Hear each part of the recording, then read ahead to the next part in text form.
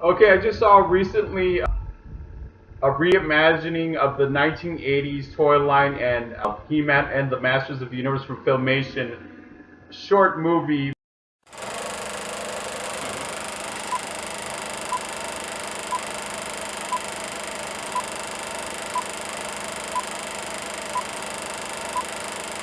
Well, I'm not going home. We've come too far! A day may come when the courage of men fails, but it is not this day.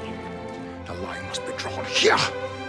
This far, no farther. A person grits his teeth and shows real determination. Failure is not an option. That's how winning is done. Believe me when I say We can break this army here. At a time. And they will know what we can do! Let no man forget how menacing we are. We are lions. this is your time. Seize the day. That's the Chicago way. Who's with me? No, my name is the Lord. When I tell our enemies that they may take our lives, but they'll never take our Independence Day.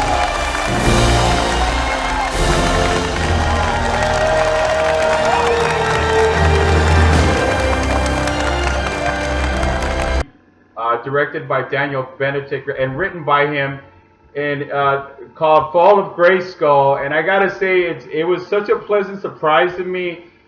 And those of us that have been waiting for a He-Man and the Masters of the Universe film that has been in limbo for a really long time. I think it's about almost like 15 to 16 years already since it went into production. So now we got something in Fall of Grayskull. This short movie is like about 37 minutes long. It's a fanboy's dream, like for myself, and I'm sure I'm speaking for a lot of you guys out there that remember He-Man and the Masters of the Universe from Filmation. And I was just pleasantly surprised that there was something that had anything to do with He-Man and the Masters of the Universe. And what better way to do it but on YouTube with this fan film.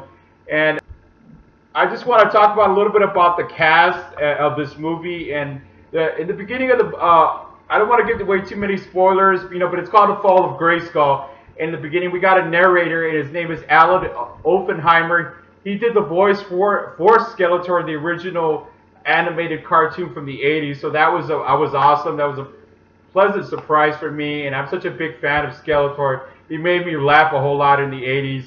And we, of course, we have like all the different actors on here, and I gotta say, a lot of them fit their parts really well.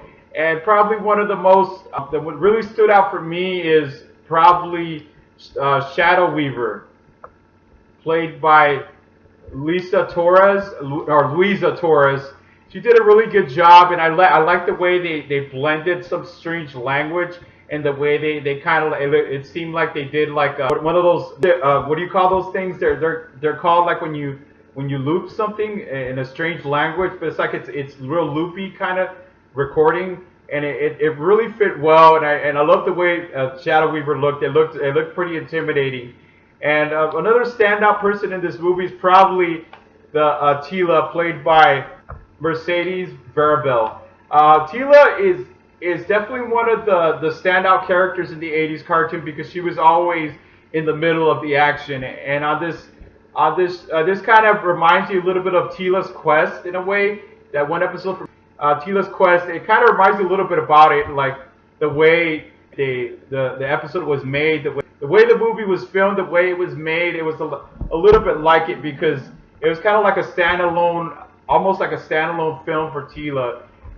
But another person that really stood out to me, and it takes a really, not just a beautiful woman to play the sorceress, but it also takes a really great actress. And Lindsay Manchi did a really amazing job on it. She was very convincing. She was sweet. She was noble. She was wise. She was beautiful. And that's exactly what she kind of brought the sorceress to life for a lot of people that know the sorceress really well. And and I want to talk about a little bit about the mythology on this film. It's very much in par with the 80s cartoon because you see Prince Adam only he doesn't have muscles or anything like that. And I kind of like that a little bit because he's played by John Thomas Yar, and he's more of a scrawny. He's younger, but when it becomes He-Man, played by Brian Cage, then he becomes older, and he has serious biceps and everything, straight out of the gym. And I really enjoyed the way the suit of the He-Man suit, the one he wore. It's a lot like the one from the 80s. It's not exactly like it, but it has all the detail to it, and that's what I really liked. And I mean, really, honestly, it's not really gonna look that cool if you make it exactly like the original He-Man suit that we saw in the 80s cartoon, because it would be kind of plain, especially for a film. And Evil Lynn, played by Alexandra Hendrick, was I kind of thought I think her makeup, they shouldn't have put the makeup on her eyes. It kind of looks smeared a little bit to me, but other than that, she did a really almost as good a performance as Meg Foster did on the 1987 movie Masters of the Universe with Dolph Lundgren. So I definitely commend that for them. And Kevin Clark as Skeletor is more like a Frank Langella style delivery, and at the same time, it was very almost not like the cartoon, but it was very animated the way he presented. And lastly but not least, Triclops, played by Johnny Bilson. I kind of thought that they should have got a guy that was at least, that had a little bit of muscle, more muscular. And because the Triclops suit was amazing. It was awesome. I loved it. But he seemed kind of lost in it a little bit. And the way he voiced the character, it was very cartoonish, very animated characters. So that's, I mean, you kind of look at things like that and you examine them, and you want it to be perfect. And this movie was just, it was perfect. I mean, I loved it. I loved the way they had that. Here's a spoiler, okay? There's a monster, kind of like a creature of Grayskull, that comes alive at the end of almost to the end of the last scene in the movie, and it really did it kind of reminded me a little bit of those monsters you would see on He-Man and the Masters of the Universe, made of stone, that would just kind of lumber towards He-Man, and he would just destroy him and stuff like that. And I kind of think He-Man was more vulnerable in this movie because he was already being held captive and stuff. So, but overall, I give this a movie because I'm such a big fan of this show, and Daniel Benedict, you guys, I just want to tell you guys did a great job. You really, in a time where we're starving for a He-Man and the Masters of the Universe movie, you did us some justice doing this. And I really enjoyed your film, and I definitely give you guys props for what you did. And there's you see a lot of, as far as the special effects are concerned, there's a lot of, they're really convincing. I mean, he kind of let it be known on I think in the liner notes or some of the other videos that I saw for this, that he didn't have that much of a budget. He had a budget, but he didn't have that much to work with. But he made it work, and I think it shows like the inside of Castle Grayskull. So, and as well as when Lynn has a battle with Shadow Weaver in one scene. Okay, that was definitely awesome. I loved it. And this is not exactly for children, because there's a couple scenes on here that are kind of violent. They'll definitely be more of a rated PG-13 rating, maybe even a rated R almost. But that's definitely. It kind of gives the product a more like a modern tone of filmmaking. It's more modern. It's almost hardcore if you really ask me about it.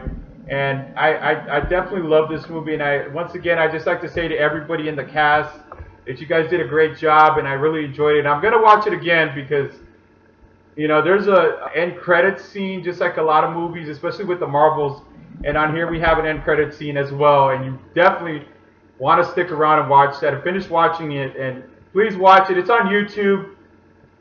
It's called The Fall of Grayskull. Please check it out. And if you like what you see here, and you want to subscribe to this blog, and you want to support this channel, and you want to see more videos like this, please tell me, and please subscribe, support this channel, and I will see you guys. How about a magic trick? I'm gonna make this pencil disappear.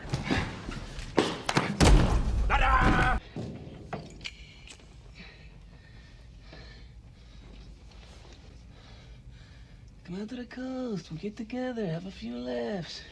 Hello? Hello? Anybody home? Hey, think McFly, think. The price is wrong. You got knocked up. Can you fly this plane and land it? Surely you can't be serious. I am serious. And don't call me Shirley. Do you understand the words that are coming out of my mouth? This is Sparta! He slimed me. The who? The her. Does Barry Manilow know that you raid his wardrobe?